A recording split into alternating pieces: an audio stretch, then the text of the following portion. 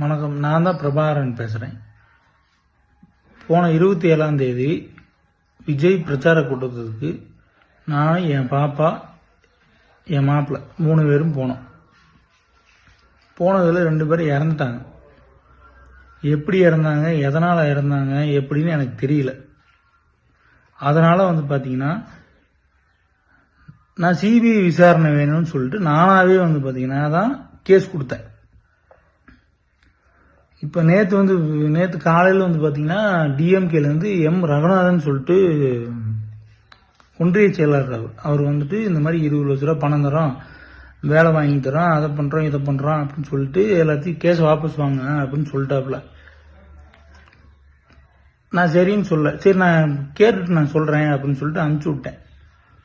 இப்போ பார்த்துட்டிங்கன்னா காலையில் நியூஸில் இந்த மாதிரி போகுது, பிரபாகரன்றவர் இந்த மாதிரி கேஸே ஃபைல் பண்ணல அப்படின்னு சொல்லிட்டு போகுது.